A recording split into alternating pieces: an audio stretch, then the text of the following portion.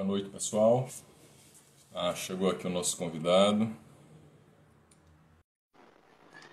Vou aqui adicionar. Então, boa noite a todos. Hoje nós vamos dar início à primeira live, uma série que o nosso Contas de Alagoas pretende fazer.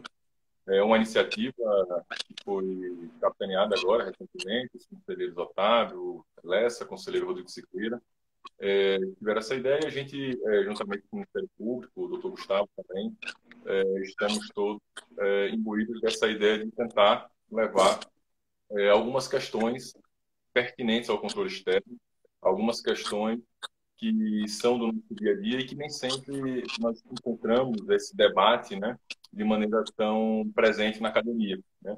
E hoje a gente vai começar essa primeira live, né? Eu sou Ricardo, quem não me conhece, sou do Tribunal de Contas, sou procurador do Ministério de Contas, e hoje a gente vai conversar com o Ismar Viana.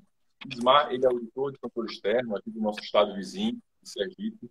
Ele é mestre em Direito, é professor, advogado.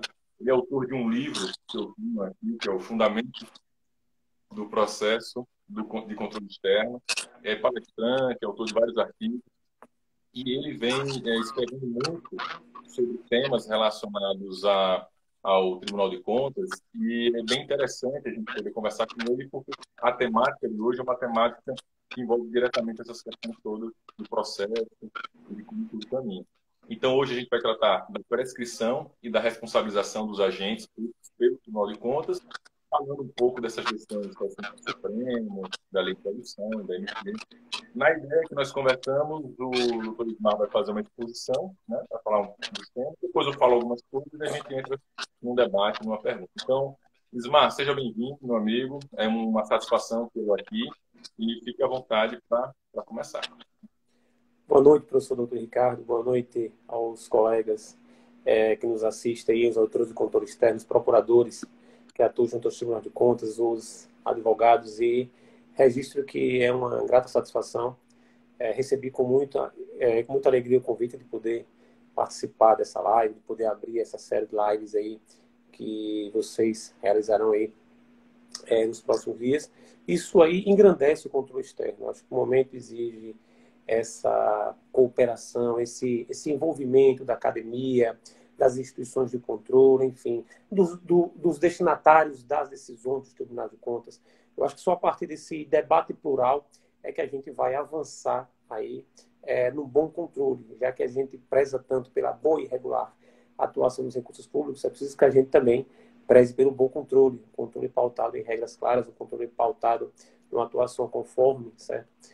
De modo que eventuais críticas direcionadas à atuação dos órgãos de controle não nos atinjam. Então, a temática proposta hoje aí, a prescrição e a responsabilização de agentes públicos pelo TCE, da LENDB à MP 966. Eu dividiria a abordagem em 3 pontos e posso dizer que prescrição hoje tem muita ligação com responsabilização, a própria LINDB, a própria MP. Então, assim, as temáticas elas se interrelacionam, isso é muito bom, isso aí demonstra que nós somos uma entidade de fiscalização superior, jurisdicional e sancionadora, certo? Jurisdicional significa dizer que a gente precisa de uma colegialidade processual decisória para poder concretizar as competências aí do artigo 71. E sancionadora, preciso que a gente entenda bem isso, que a gente precisa respeitar os direitos e garantias processuais das partes. Então, assim, como entidade jurisdicional e sancionadora, nós precisaremos, sem dúvida alguma, também respeitar esses direitos e garantias processuais das partes. Não há como hoje se falar em responsabilização de agentes públicos no âmbito dos tribunais de contas sem se pensar em direito administrativo sancionador, e o professor Ricardo é um administrativista, sabe-se muito bem disso. Não há como pensar hoje em competência sancionadora sem motivação das peças processuais, tanto as instrutórias, quanto as de conformação legal pelo MPC, quanto as peças judicantes. E aí nós temos, no âmbito dos tribunais de contas, volto a dizer, uma peculiaridade, uma fundamentação, uma motivação diferenciada. Por quê?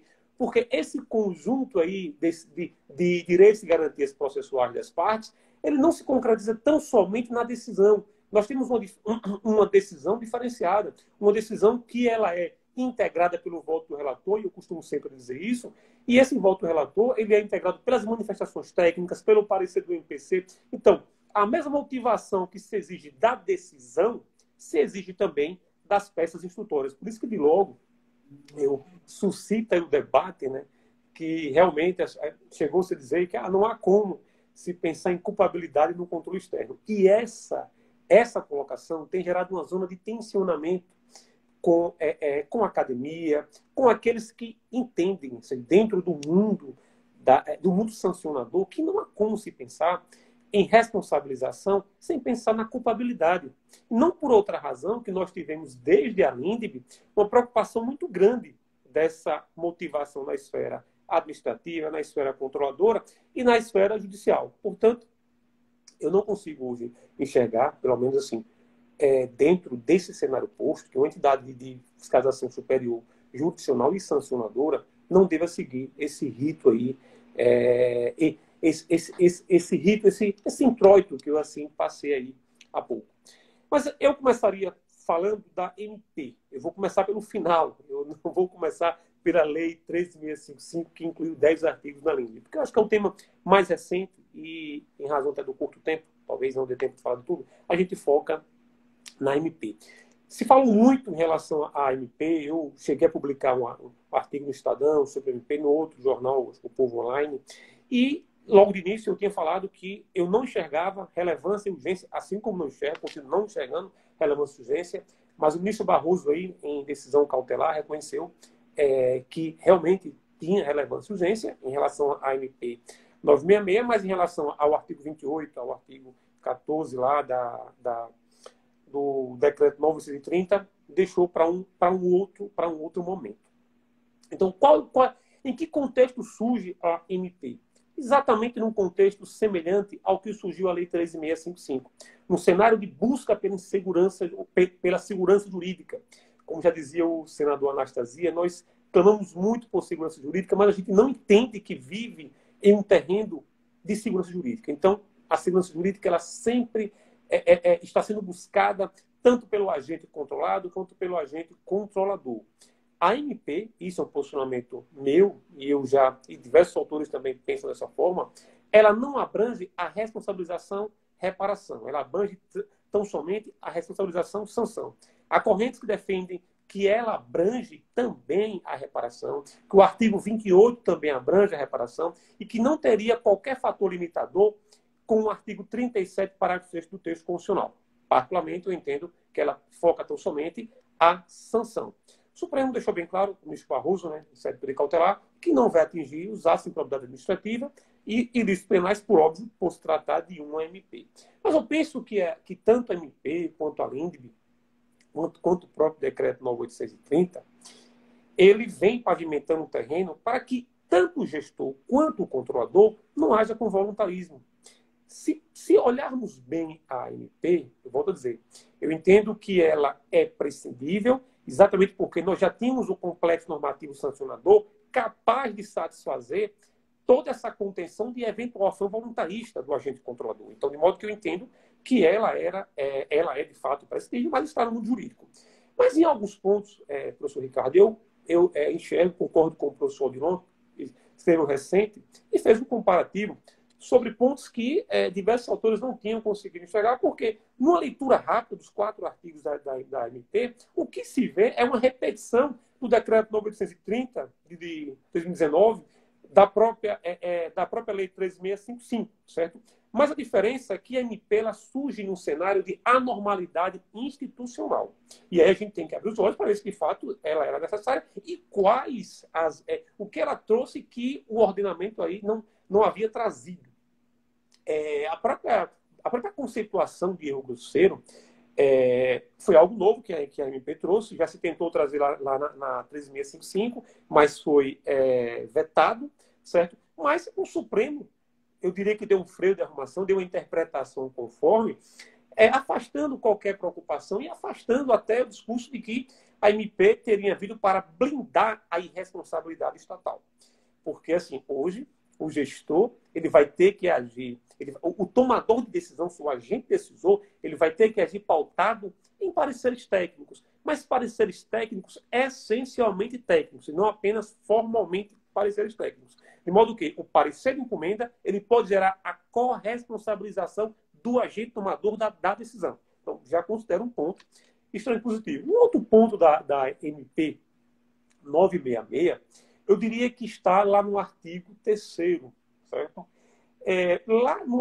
Comparando o artigo 22 da LINDB, professor Ricardo, com o artigo 3º da MP 966, e isso já era uma zona de tensão lá atrás, o artigo 22 dizia que as circunstâncias, ou seja, os obstáculos, as dificuldades reais do gestor, isso para fins de interpretação de normas sobre a administração pública, essas dificuldades deveriam ser levadas em consideração.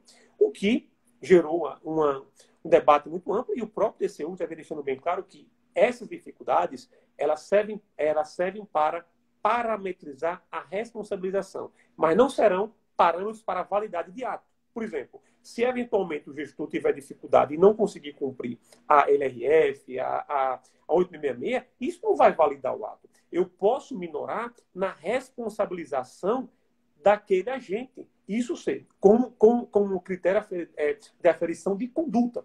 E aí a MP parece que me trouxe um ajuste melhor, porque colocou isso aí no artigo 3º, inciso 1, como aferição do erro grosseiro, ou seja, para fins de responsabilização. Então, houve realmente um avanço. Mas, assim, retoma assim, a discussão. Hoje tem sido questão. Ontem eu participei de um debate a propósito e os debatedores consideravam que realmente não há como se admitir, não há como se condicionar a responsabilização tão somente ao erro grosseiro. Até porque o direito penal traz dolo-culpa, o texto constitucional lá também traz dolo-culpa. Mas eu também concordo com diversos autores, o professor Ego Bolkman, a professora Alice Voronoff, o Rodrigo Vargas e tantos outros, porque o próprio artigo 143 do CPC, que traz a responsabilização na função jurisdicional, ou seja, do juiz lá na ponta, traz dolo ou fraude. Então não há qualquer prejuízo de se trazer um erro grosseiro. E o TCU já tem diversos precedentes, eu diria a título de exemplo aqui, o próprio Acordo 2391 de 2018, né, que traz a ideia, associa realmente o erro grosseiro. É bem verdade que traz ali a figura do homem médio, mas, em regra, seria a culpa grave, a negligência grave. Isso não quer dizer que, na prática, a gente vá minorar a responsabilização do mau gestor. Já dizia o professor Herbert Benjamin, o ministro do STJ, e também o senador Sérgio Fazia, a lei, o mau gestor ele não está preocupado com a lei. Eu posso ter 3, 10, 20 leis, ele vai buscar uma forma de driblar a lei para transgredir. A lei ela é direcionada ao bom gestor, aquele que não quer errar. Então a gente sempre tem que direcionar para 2 pontos. O gestor incauto, inábil, e o gestor corrupto, o ímprobo. A gente está aqui discutindo exatamente para aperfeiçoar ainda mais a gestão daquele bom gestor. Certo? Porque o mau gestor, ele, inevitavelmente, ele vai trilhar pelo caminho que vai ensejar a responsabilização na esfera da improbidade, na esfera penal e na esfera sancionadora do controle externo. Então, são pontos também que a gente coloca. Então, assim, essa ideia de erro grosseiro, me parece que hoje já não há qualquer tipo de preocupação mais quanto a isso, porque mesmo sem LINDB, mesmo sem MP 966, os órgãos de controle já têm ponderado. Não se pune tão somente por um erro ali dentro daquela margem tolerável da regra do negócio ali do agente, se pune quando se evidencia realmente uma culpa ou uma negligência ou uma imprudência realmente grave. Então, reitero, só para deixar bem claro, para ser bem objetivo, entendo que a MP ela não se presta à improbidade, não se presta à ação penal e também não se presta à reparação, sanção. Agora, é bom sempre assim alertar aos gestores em relação à CUP vigilando, a CUP elegendo, e hoje não dá mais para designar fiscais de contrato de aparência para conferir a aparência de legitimidade a um atesto em uma nota fiscal, se a gente sabe que aquele fiscal não conhece nada do objeto do contrato. Eu tenho dito que de nada adianta a gente fazer uma licitação muito bem feita, se preocupar com a regularidade do certame licitatório e não ter uma efetiva fiscalização processual ou contratual, porque ali a gente vai abrir margem para que a corrupção ganha assim, um espaço muito forte e acaba lesando o patrimônio público. Trabalho também na perspectiva da Lei 13.979. A gente tem que linkar. A Lei 13.979 é uma lei, é direito provisório, enfim, seja lá o nome que se queira dar a esse contexto. Só que mais adiante, o próprio ministro Barroso colocou, quando ele trata do videotape, que o órgão de controle acaba atuando, olhando muito para trás, mas o parâmetro que sustentou a prática desses atos é a Lei 13.979. E a Lei 13.979, eu diria que ela tem dois vetores fantásticos. A necessidade de motivação e de transparência. O próprio artigo 4º, parágrafo 2º da Lei 13.979, ela induz uma transparência ampla. O artigo 4º-B, quando traz aquelas hipóteses de presunção relativa, impõe também ao órgão de controle fazer a prova em sentido contrário. E isso objetivou até evitar que tivéssemos interferências indevidas aí no âmbito da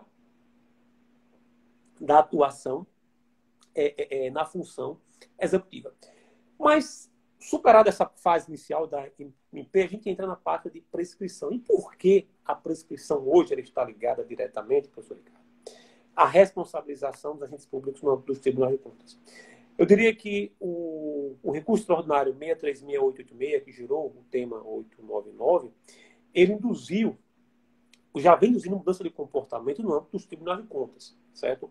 Muita coisa foi dita em relação ao recurso que realmente não foi efetivamente dita, certo? Eu tive essa oportunidade de assim, colocar isso no artigo, já falei acho que em 2 ou 3 lives sobre esse ponto especificamente, e simplesmente o Supremo disse que, olha, o fato desse título ter sido originário num Tribunal de Contas não vai por si só gerar a imprescritibilidade. Porque lá no tema 897 nós já tínhamos dito que serão consideradas imprescritíveis aquelas ações decorrentes de atos doloso de improbidade administrativa. Então, daí você dizer que essa prescrição ressarcitória fundada em uma decisão dos TCs, ela vai automaticamente influenciar a prescrição do âmbito dos TCs, eu não consigo enxergar essa lógica direta.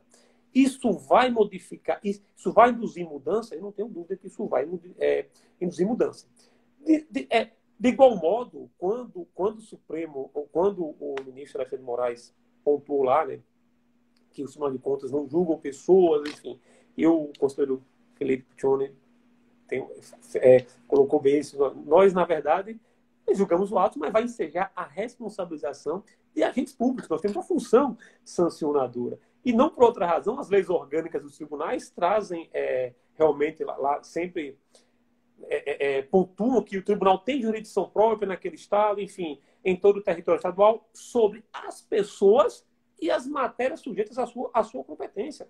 Porque não somos meramente um órgão cartorial. E não foi por opção nossa, foi por opção do legislador constituinte, entendeu? Assim, se ele disse que nós temos essa missão, a gente tem que fazer bom uso dessa missão. Agora, esse julgamento também induziu mudança no sentido de, olha, os tribunais precisam ser mais céleres, porque não há justiça tardia, não há um controle tardio. A efetividade depende de um controle tempestivo. E esse controle tempestivo não pode abrir margem para procrastinação de instruções processuais. Eu tive a oportunidade de publicar um artigo recentemente no Jota e pontuei bem isso. E chama a atenção também para a responsabilização decorrente da prescrição. E eu linkaria lá com o artigo 27 também da LINDB, é por isso que eu digo que há uma inter-relação entre a LINDB, a prescrição e a responsabilização no âmbito dos TCs, porque de fato há essa interligação. Então, se eu vier a gerar um dano injusto, e esse dano não apenas para o responsável processual, a gente precisa ter em mente de que nós somos um órgão que temos por missão o controle de bens, valores e dinheiros públicos, e temos que dar satisfação ao cidadão, que é o real destinatário do poder. É a razão de existir dos órgãos de controle. Então, a prescrição é uma putrefação no órgão de controle. Se por algum motivo prescreveu a pretensão punitiva, se por algum motivo o tribunal não teve como dizer se aquele ato era um ato regular, era um ato irregular, se deveria ter imputação em débito ou não, é preciso que essa prescrição seja justificada. E aí nós poderemos também abrir espaço para a responsabilização do agente controlador. E eu traria o próprio o próprio artigo 143 do CPC, que trata da função jurisdicional, linkando com o artigo 6º da Ação Popular, o artigo 27 da LINDB, o artigo 28 da LINDB, entendeu? Então, assim, a responsabilização ela é direcionada não apenas ao agente público que se encontra na esfera administrativa, ela é direcionada ao agente público como um todo, gênero. E também, dentro dessa tônica, eu pontuei o artigo 31 da Lei lá de abuso para falar dessa procrastinação, né, no âmbito dos tribunais de contas. E digo também aos senhores que esse recurso, o 636.886, ele vai induzir também mudança, professor Ricardo, no exercício da função cientificadora. Nós conhecemos a tradicional matriz de responsabilidade nos tribunais de contas para fins de sanção. E aí eu diria no outro debate que daqui para frente, já que o Supremo disse que serão imprescritíveis tão somente essas demandas que decorram de ato doloso de improbidade, e a gente sabe que a lei de improbidade lá no artigo 23 trata da regra prescricional também, e aí há uma dificuldade muito grande nessa formação do dolo, não apenas nos tribunais de contas, como também no Ministério Público Comum. Certo? Porque assim, é difícil você conseguir demonstrar essa ação preordenada, essa consciência e vontade. Então, isso vai induzir o quê? Uma atuação interinstitucional coordenada, em sistema de rede, o Tribunal de Contas agindo em parceria com o Ministério Público Comum, o MPC atuando também, dando suporte a isso aí, para que consigamos instrumentalizar ações repressoras. E nós temos diversos caminhos para isso aí. Para o artigo 102 da Lei de Licitação, quando fala da necessidade de dar ciência ao MP, quando houver algum crime da Lei de Licitações. O artigo 89 da Lei de Licitações, quando fala em dispensar, em exigir fora dos pontos permissivos. O artigo 11, inciso 5 da Lei de Improbidade, que fala da fraude ao concurso público. E a gente atua muito aí nessa tônica aí, né, das contratações temporárias, e o STJ tem posicionamento claro nesse sentido. Então, o que eu quero dizer com isso? Se eu vou ter que identificar, para fins da função sancionadora, a conduta do agente, o nexo de causalidade com o resultado, e vou tratar da culpabilidade, é bem verdade que essa mesma construção, para fins de sancionamento, ela poderá também se prestar para a função sancionadora. Reitero, não cabe ao Tribunal de Contas responsabilizar por ato de improbidade. Mas a função cientificadora, ela também pode contribuir de alguma forma com outras esferas. Eu citaria as leis orgânicas de Pernambuco e a lei orgânica do Ceará, que já trazem na função cientificadora essa necessidade de indicar o ato inquinado, os agentes responsáveis, definindo responsabilidade. E o que é isso?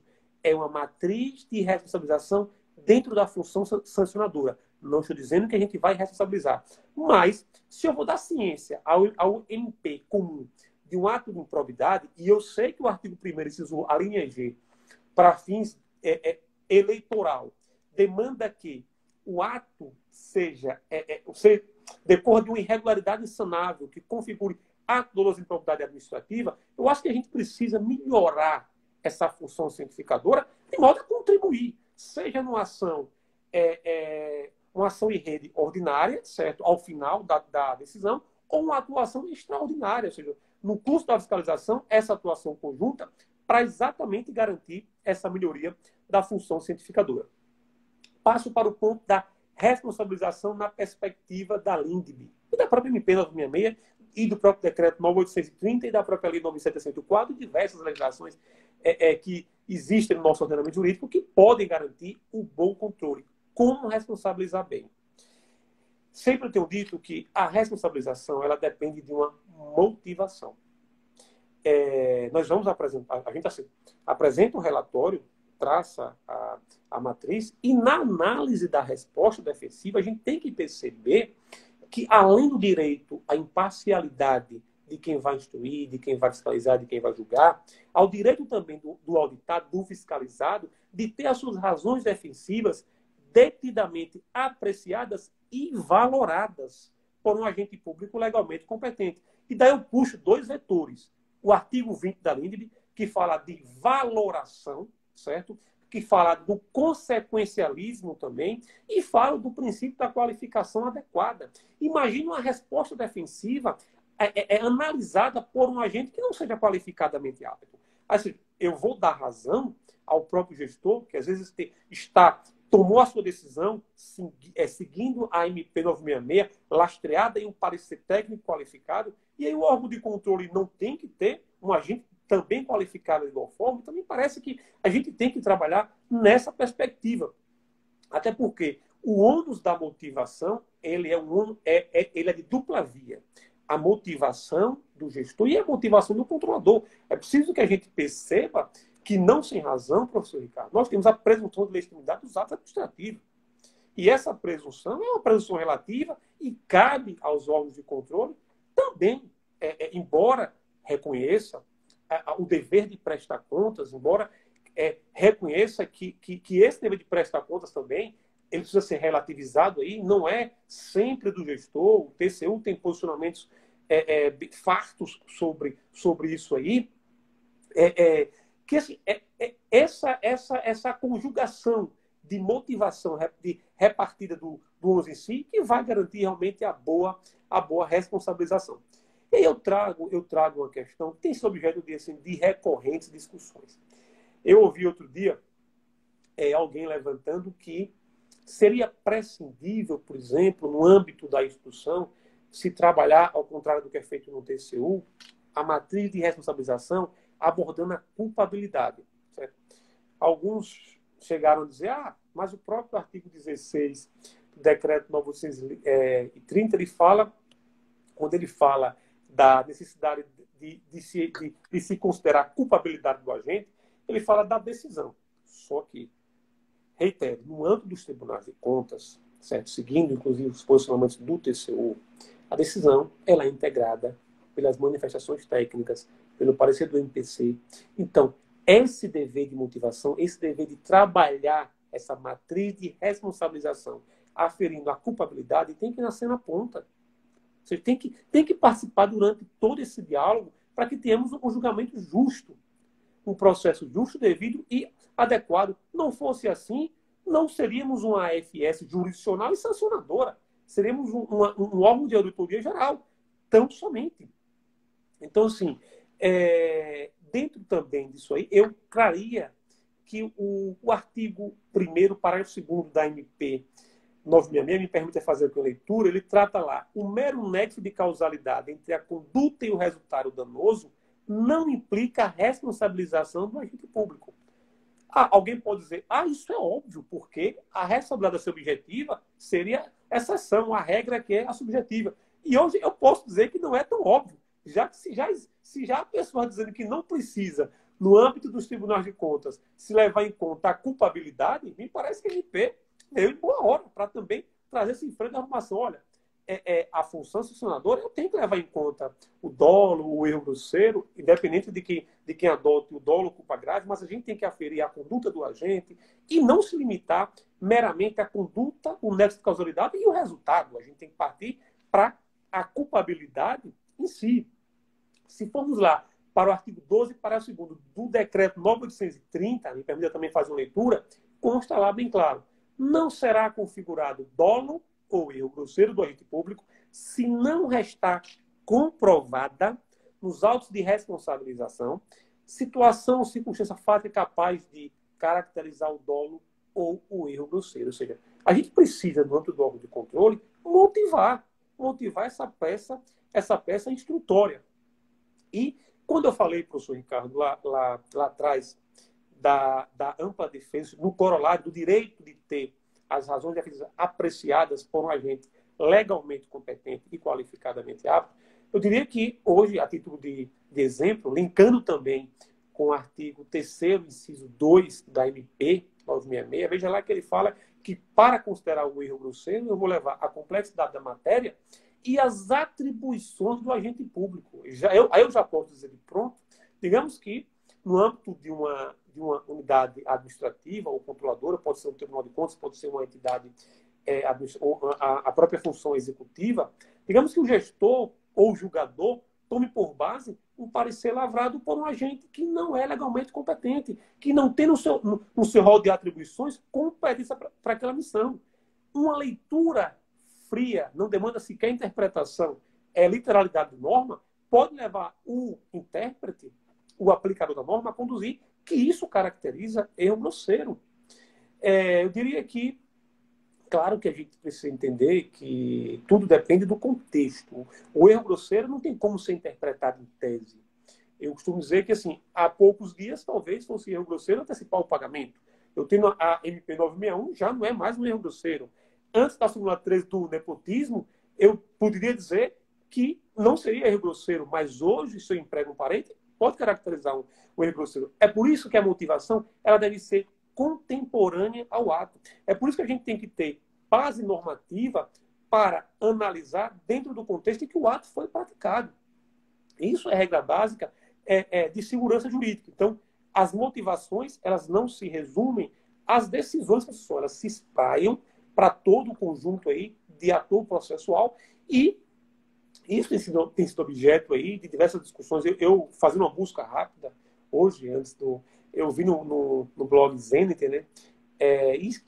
Induzindo a necessidade de motivação das decisões do TCU quanto à gradação de culpabilidade. Ou seja, o TCU tem feito um esforço muito grande para contextualizar bem isso aí. Hoje uma colega mandou, inclusive, um acórdão do Jamizino, que ele é bem didático nesse ponto, nessa construção aí de uma matriz de responsabilização, levando em conta essa probabilidade, exatamente na linha do que os grandes autores, que os administrativistas, sobretudo aqueles que atuam no direito administrativo sancionador, vêm aí pontuando. Então, assim, como já esgotei aqui o meu tempo, mas eu vou só tão somente fechar agora no terceiro bloco, que seria, eu falei da prescrição, da responsabilização, e vou para o terceiro ponto, que é um ponto que tem sido objeto aí de clamor, tanto pelos agentes públicos que atuam na função executiva, como também alguns agentes na área de controle, que é a consensualização aí no âmbito do exercício do controle externo da administração pública. Então, os órgãos, os tribunais de contas em si, eles não são órgãos eminentemente punitivistas, sancionadores. A atuação do Tribunal de Contas ela vai se prestar a ser indutora de boa e regular aplicação dos recursos públicos. Então, naquele ponto onde tiver espaço para a consensualização, isso pode ocorrer. Mas é preciso também que se deixe bem claro que precisamos ter parâmetros para a consensualização, limites à consensualização. Porque senão, nos tornaremos órgãos de controle interno. E não é esse o papel almejado pelo legislador constituinte. Então, nós temos o próprio TAG, ou seja, o TAG é um instrumento de consolidação. Mas, assim, eu sempre tenho assim, defendido que qualquer manifestação, qualquer exercício de competência, professor Ricardo, lá elencado no artigo 71 do texto constitucional, ele vai demandar uma processualização. Não por outra razão, o TAG ele vai sobrestar um processo já ali autuado, certo? Então, se eu precisar consensualizar, eu vou ter que participar a função da auditoria, o MP de contas e o julgador. Depois eu vou levar a pleno para validar o que foi consensualizado. E aí eu vou ter a decisão do Tribunal de Contas, até porque o artigo 71 deixou bem claro que ao Tribunal de Contas compete. Ele não disse que ao auditor compete, que ao procurador compete, então a decisão ela é colegiada. É por isso que eu defendo que nós temos uma colegialidade judicante e processual decisória. É um contexto para poder validar. E vou até mais além, até para fins de consulta. Eu entendo que essa resposta ela deve ser uma resposta dialogada, para que se tenha o mínimo de erro possível. Então, nesse primeiro bloco da abordagem, eu diria que não há como se pensar hoje, no Brasil, em qualquer atuação de órgão de controle com uma visão eminentemente punitivista, certo? Sem levar em conta, assim, por exemplo, o contexto em que foi pautada a atuação daquele agente público. Não estou com isso induzindo a um descontrole ou a uma flexibilização desarrazoada do agente controlador na efetiva análise aí da conformidade dos atos públicos. Não isso. É preciso que se tenha um juízo de ponderação, é preciso que entendamos que a legitimidade de uma entidade de declaração superior, o FS, que é o Tribunal de Contas, ela vai depender de um devido processo legal, um processo, reitero, justo, devido e adequado. E não dá para a gente pensar que não seja por meio desse caminho aí trilhado. Não dá para a gente negligenciar o dever de análise de culpabilidade quanto do exercício da função sancionadora. Então, essas são as minhas colocações iniciais. Eu me coloco aberto aqui ao debate e, assim, vejo diversos colegas aí que já só passa muito rápido, eu acabo, não tenho tempo de ler, mas, assim, quero, assim, saudar aos senhores por participarem aqui dessa live. Então, professor Ricardo, transfiro a palavra e estou aberto aí ao debate. Muito bom, Ismar, muito bom. Sua exposição, a gente vê até pelo feedback aí, todo mundo gostando, muito didático, né? Pegando os pontos centrais. É uma pena que são tantos temas, né? Que a gente já pensa em várias lives, né? Mandar um abraço para o Gustavo, que estava aqui logo no começo, o conselheiro Rodrigo, o conselheiro Otávio, o Mário Augusto também. Muita gente aí dos tribunais, aqui do tribunal, servidores, auditores, todos aí participando e deixando sua mensagem. Me permite até, assim, me perdoe, assim, eu vi assim, alguns colegas até do Idazan, né, que estão participando. Quero também saudar aos colegas do Idazan, né, que é o Instituto Brasileiro de Direito Administrativo Sancionador, e que me honra aí com a presença na live. Pode continuar. Bacana, bacana. Também temos colegas aqui do IDA, recentemente fundado aqui, Direito Administrativo, a KESA também, lá do Tribunal. Enfim, vários pontos que eu achei muito relevantes aqui.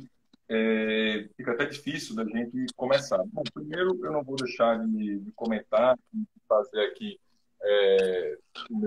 também manifestar que essa sua perspectiva constitucional do processo em relação aos tribunais de contas, eu acho que ela é inafastável, né? É por isso que nos causa uma certa espécie quando a gente observa no Supremo Tribunal Federal uma argumentação numa linha de que a gente julga contas, não julga pessoas, como se fosse algo automático, repetitivo, como se pudesse ser dissociado. Logicamente que a análise que é feita no contexto do controle externo tem umas peculiaridades. Peculiaridades que você trata muito bem no seu livro, no seu artigo, e a gente não tem como querer comparar, né, em relação à questão dos meios de prova que são utilizados, a questão do próprio ônus da prova, que realmente, a depender do tipo de fiscalização, do tipo de processo que nós temos, isso vai modificar, mas não há como negar que o ônus é diferenciado do que ocorre comumente num processo judicial. Então, é muito difícil a gente analisar e verificar uma fundamentação nessa linha, ainda mais quando você traz e corrobora com todos esses elementos da própria legislação, que deixa muito claro, né? Afinal de contas, a gente não pode imaginar qualquer processo prescinda do contraditório, da ampla defesa, que seja assegurado de maneira ampla e efetiva. Então, nesse aspecto, me pareceu que a decisão ela ficou, né, quando ele quis fazer a diferenciação por esse caminho. Também achei um pouco equivocada quando ele se refere à natureza, digamos assim, de dívida ativa ou não, tributária, não tributária, como fundamentação para querer tratar da questão da prescrição. Isso acaba gerando um emaranhado, né? A gente tem no tribunal, no STF, várias decisões relacionadas à sanção, e nesse aspecto não há como a gente tratar tudo como uma coisa só, né? Que aplica a Lei 9873. Temos essa decisão que, a partir dessa diferenciação, que no final não diferenciou, aplicou o CTM. No caso concreto, a gente falava de uma prescrição que se referia ao acórdão do tribunal, ou seja, uma prescrição executória. Não falamos da etapa anterior, né? Não falamos da prescrição para a constituição, né, desse tipo. E isso ficou em aberto, né? Tanto é que houve uma pergunta tratando justamente disso, e hoje se debate muito no tribunal. Essa prescrição a gente pode ampliar para a fase anterior? Eu gostei muito da sua colocação quando você faz esse exame a partir de todas as competências do Tribunal de Contas. E essa competência de representar, quando ele tem conhecimento de alguma irregularidade, e entre outras, né? Ele não se resume, então, a isso, né? Ele se resume a aplicar a sanção ou, eventualmente, nesse caso, a fazer a cobrança. Você teria ali a possibilidade dessa atuação proceder. Por outro lado, eu observo que há uma tendência no Supremo em delimitar prazos para o Tribunal de Contas atuar. Eu acredito que, logo, isso vai ser delimitado de alguma maneira. É o que aconteceu há pouco tempo com a questão do registro de ato pessoal, e a gente não tinha um prazo. Depois ele mitigou isso, estabeleceu um prazo para o contraditório, após 5 anos de ingresso, e agora ele vai e aplica o prazo de 5 anos, e o TCU recentemente entende que aplica a lei de processo administrativo para 5 anos de ingresso. E vemos já várias decisões aí corretas, né, com relação à sanção, a gente não podia deixar de ter um prazo, e aí delimitou-se um prazo, embora haja essa divergência ainda entre o TCU e alguns tribunais, e outros tribunais. Em alguns casos já há tribunais que legislaram sobre isso, né, que você já tem uma definição. Temos agora esse caso, que é um caso que era emblemático. Quando a tese sai, a gente pensa que ele teria resolvido a questão, mas não foi bem assim. Eu não sei como é que isso vai ficar definido. Há uma perspectiva específica com relação até mesmo à atribuição de pareceres prévios. Há um parecer do Procurador-Geral da República em que ele diz que a demora excessiva na emissão de parecer prévio autorizaria os poderes legislativos a já julgarem diretamente. Na época foi o Janot que deu esse parecer, e há essa demanda pendente no Supremo. Então, eu vejo essa perspectiva de limitação da atribuição do Tribunal de Contas. Por um lado, eu acho que da maneira como isso está sendo gestado, muitas vezes por julgamento virtual, em que a gente não tem um debate amplo, muitas vezes sem entrar nesse detalhe que nós temos em relação às atribuições dos tribunais de contas, as nossas peculiaridades, eu temo que isso possa sair daqui a pouco de uma maneira, digamos, equivocada. E aí eu lhe pergunto, como é que você percebe isso? Você acredita que ainda há uma possibilidade disso ser modificado? Você acredita que a questão da prescrição não vai ser enfrentada na fase anterior? Se isso for enfrentado, qual a solução que nós temos, né? Você tratou, né, desse entendimento e, pelo que eu pude perceber, esse julgado, né, Ismar, você não aplica ele para essa fase anterior. Você entende que subsiste, né? Então, você faz uma interpretação que é correta, porque o caso concreto não permitia isso, mas eu acredito que isso pode, né, não vingar dessa maneira. Como é que você enxerga isso, né? Os tribunais de contas estariam preparados também para essa mudança tão abrupta, né? A gente tem instrumentos para isso. As peculiaridades da tomada de conta especial, por exemplo, que a gente trabalha, né? A fase interna instaurada fora do alcance do tribunal. Eu estava até vendo uma live e o ministro Benjamin falou o seguinte: olha, do fato, da ocorrência do fato, o tribunal leva mais ou menos 9 anos para o Tribunal de Contas da União ter conhecimento. Depois de 3 anos, com 12 anos, o tribunal emite o primeiro julgamento. Ou seja, o problema não seria nem no TCU, mas seria nesse ingresso até do conhecimento do fato. Então, teria que modificar essa lógica do tribunal ter que, primeiramente, em relação a essa fase interna da tomada de conta especial, fazer com que o gestor atue, né, rapidamente, e o TCU e os outros tribunais também terem que atuar. Isso aí eu acredito que vai ser uma mudança muito grande. Você, nessa perspectiva, entende que há um espaço ainda para preservar essa atribuição, ou você não enxerga que a tendência realmente vai ser nesse sentido de delimitação? Eu não tenho sido muito otimista quanto a isso. Tanto que no artigo até que a gente já discutiu, eu escrevi, eu acho que até seria interessante se pensar numa modificação legislativa para a gente tentar incorporar isso de uma maneira menos traumática, né? Porque senão a gente vai ficar brigando agora para saber qual lei aplica e de que maneira se aplica. Então, o que você entende, meu amigo, quanto a isso? Você acha que vários advogados já têm defendido no tribunal que a prescrição se aplica já agora, né? Imediatamente, antes do acórdão. É frequente esse debate. Vou dizer, entendo que o tema 897 e o tema 899, ele não tratou diretamente da prescrição no âmbito dos tribunais de contas, certo?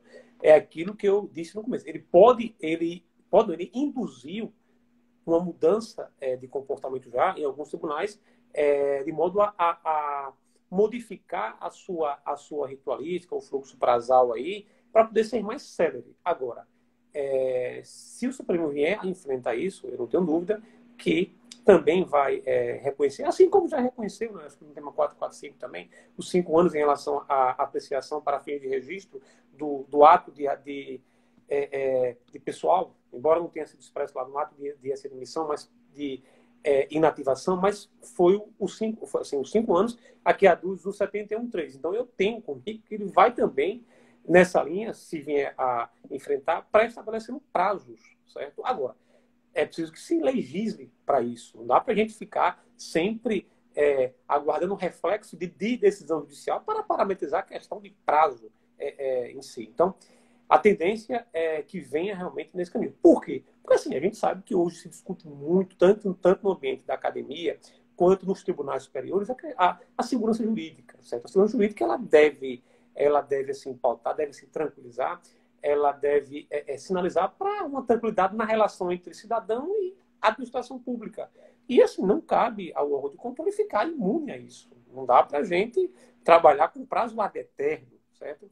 Então, o próprio ministro Benjamin falou que, assim, que acredita que o Supremo tem uma linha de trabalhar naquela linha da Lei 9873, né? Mas alguns tribunais assim, pontuaram especificamente em relação a esses prazos. A lei que tem lá as suspensões e assim, interrupções, me parece que a 9873 tem cinco interrupções ali. Mas, de qualquer sorte, certo? Eu diria que não está muito longe, certo, de a gente vir a ser surpreendido com esse prazo também para a tomada de contas, ou seja, ainda que estejamos diante de um potencial dano ao erário. Agora, por hora, mesmo que esteja prescrita a prescrição, que a pretensão da prescrição rescisória já esteja em via de ser fulminada aí, né? Eu disse também assim no artigo que a imputação em débito ela não se presta tão somente ao ressarcimento, certo? O cidadão ele precisa saber se aquele recurso, se os recursos públicos geridos por aquele gestor, eles foram bem geridos. Então, ainda que estejamos diante da prescrição, a imputação em débito ocorrerá. Só não vai haver o efetivo ressarcimento, mas o cidadão vai saber se aquele gestor gerou um dano ao erário. Um dano, na verdade, que não vai ser ressarcido. Então, mesmo que o Supremo, certo, venha tratar da prescrição em si, esse reconhecimento ele se dá para outros fins, certo? A decisão do Tribunal de Contas ela também se presta a garantir a própria democracia, certo? Ou seja, os eleitores precisam saber a forma como aquele gestor geriu, que é de todos. Então, a prescrição ela não vai de pronto neutralizar e inviabilizar ou estar ali a atuação no tribunal em reconhecer aquele período, porque senão aí nós ficaremos reduzidos aí a mero reconhecedores de títulos judiciais para fins de execução. E esse não é o papel do tribunal. Ele também tem essa missão, gerar o título ali para que esse título venha a ser executado por outro órgão. Então, ainda que tenhamos assim, legislações nesse sentido, acho que a gente vai também ter um prazo de 5 anos para tudo. Acho que 5 anos é um prazo tolerável. Me parece que no Rio de Janeiro, na Constituição lá do Estado, eles parecem que colocam 7 anos, né, do término do exercício financeiro. Achei assim bacana, assim, aquela linha tem que ter prazo. Não há mais como se conceber que qualquer instituição republicana trabalhe sem prazo para agir. Porque, assim, a gente passou daquela perspectiva de administrado para cidadão, de súdito para administrado. A gente vem evoluindo. Então, não dá para eu ficar guardando papéis, claro que hoje digital, durante 20 anos. Então, há diversos mecanismos hoje tecnológicos que induzem a uma mudança no âmbito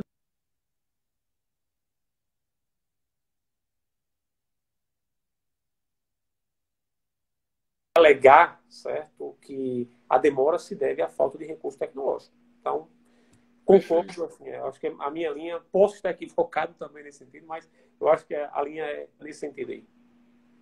Eu acredito que, mesmo nessa tendência, né, esse caso, o Supremo ele deveria, pelo menos, tratar de uma modulação desses delitos, né?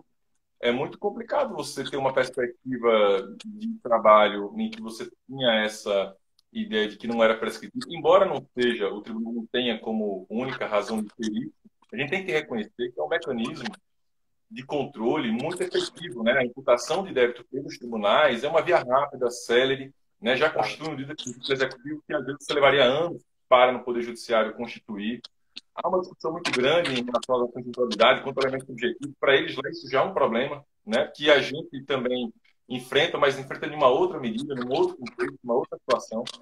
Então, acho que perde muito para o controle como um todo você não ter nessa via, né? E você, de uma hora para outra, mudar essas regras. E é muito interessante isso, né? Quando se envolve o particular, o Supremo rapidamente ele modula os efeitos, ele evita uma transição, mas quando isso abrange o erário, né? Quando isso abrange, né, o nosso patrimônio público, parece que não há esse receio de que, numa ação dessa, você pode simplesmente impedir ou inviabilizar, né, o desenvolvimento de trabalhos que já vem ocorrendo e era um paradigma adequado, correto, né? Não havia nenhum absurdo. Concordo também que essa demanda geral, no sentido de você também não eternizar discussões, ela deve ser bem observada. O próprio TCU, ele trabalha com uma regra interessante, porque ele estabelece um prazo de 10 anos na tomada de contas, mas ele não trabalha com prazo nem constitucional nem decadencial. Mas o que ele entende ser importante é como um parâmetro esses 10 anos, mas ele verifica se no caso concreto, o contraditório para a defesa, ele foi observado, foi preservado, né? Se o gestor já teve a oportunidade de se defender. O que é impensável, eu concordo contigo, e a gente, numa perspectiva de processo constitucional, o que é impensável é a gente imaginar um gestor sendo citado depois de 2 anos para se manifestar com relação a algo que ele não faz mais nem a menor ideia, não tem mais documento, né? Você até menciona ficar guardando ad eterno, né? Lá a documentação comprobatória dos seus atos. Isso aí é irracional.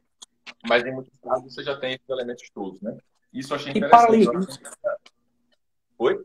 permita, para além disso, acho que o próprio recurso extraordinário de 1636, né, ele nos diz o seguinte, olha, que o ministro colocou em vários pontos. Na tomada de contas não se analisa isso. Na tomada de contas não há ampla defesa e contraditório de forma ampla. A gente precisa entender que na imputação em débito, se para aplicação de multa, o sancionamento, a gente tem que oportunizar uma defesa efetiva, como diz o Supremo, um contraditório efetivo, como diz o Supremo, imagine para imputar em débito. Então, essas garantias aí constitucionais, elas devem ser observadas independente de qual seja o processo. Lá na discussão da Lei 13.655, não sei se você se recorda, professor Ricardo, se disse muito, os órgãos de controle acabam sendo acabam contribuindo para a interrupção de políticas públicas, com as cautelares, enfim. Ou seja, mesmo o processo se o viés sancionador, é importante ouvir, certo? Se temos um órgão de controle, se o gestor pautou a sua ação motivando, cabe também ao órgão de controle ouvir quais foram as razões que sustentaram, sim, aquele ato. Então, a gente tem que entender que hoje nós estamos dentro de uma estrutura republicana.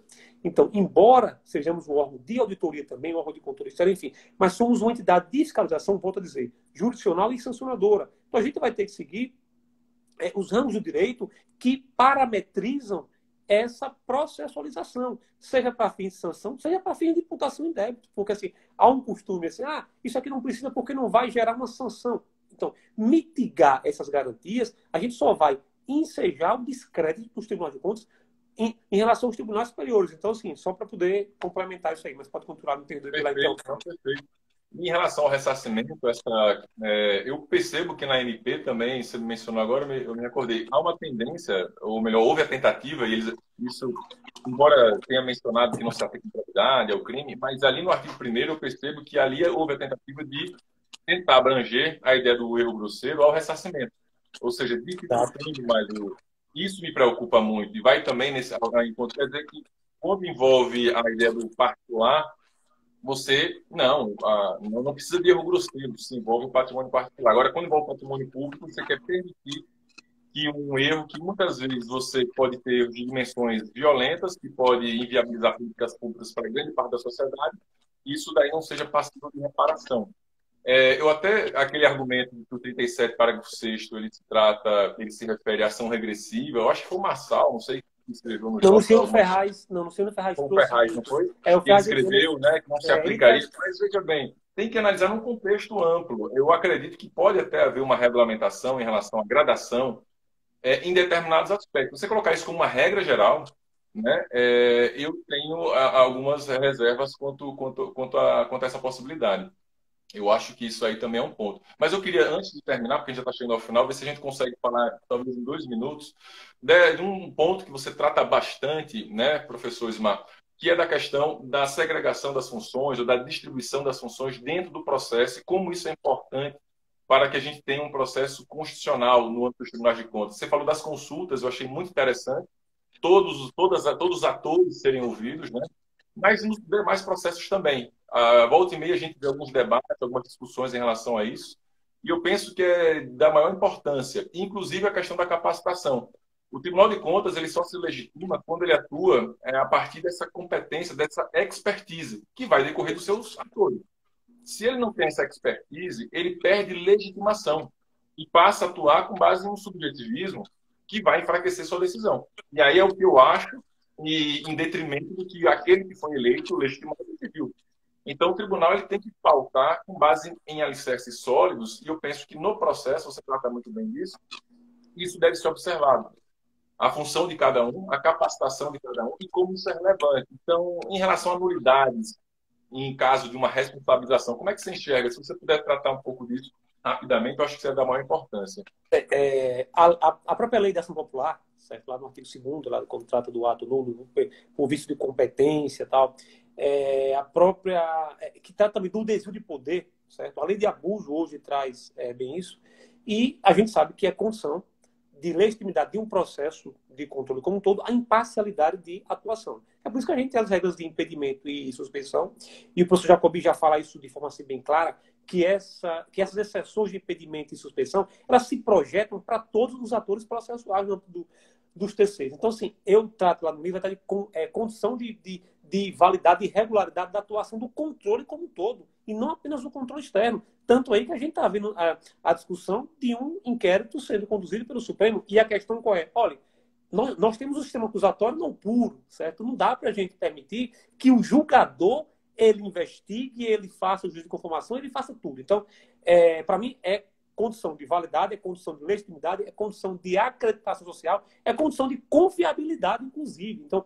ainda que não tivéssemos aí dentro de um parâmetro constitucional, dentro do nosso ordenamento jurídico, algo expresso nesse sentido, ainda que o CPP não induzisse a isso, enfim, não dá para a gente trabalhar com o sistema inquisitorial, certo? Acreditar que o julgador ele vai dizer quando, se, em que termos eu serei investigado, eu serei fiscalizado. Então, eu, assim, vejo que, só para fechar, além de BMP, a própria lei de abuso de autoridade, certo? Claro que a gente não quer que o agente responda por abuso, assim, até porque ele vai ter que demonstrar, ou vai ter que ficar assim caracterizado o especial fim de agir. Mas as leis, como eu falei no começo, como o próprio senador Senado Tazia coloca, o ministro Benjamin, as leis são feitas para os bons gestores, para os bons controladores. A gente não quer errar, a gente quer acertar. A zona de cooperação, aqui não há litigância, aqui não há vencidos e vencedores. Aqui são todos querendo acertar.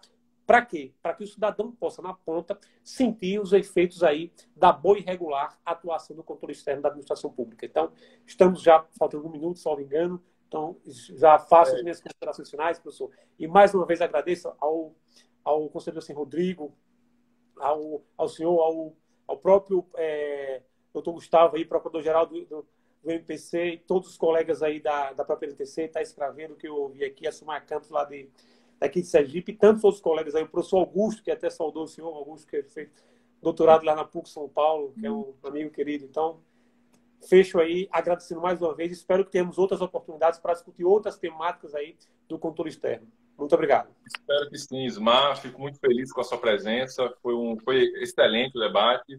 Vamos sim, tomara a Deus que em breve tudo isso termine e a gente consiga ter esses debates presencialmente. Sergipe aqui tão perto, a gente tem que aproximar, a gente já falou muito sobre isso, estreitar os laços. Agradeço a todos vocês, conselheiro Rodrigo, conselheiro Otávio, que propiciaram, né, essas lives. Primeira de muitos, a Estela estava aí, a colega Estela, o Gustavo, um abraço para você.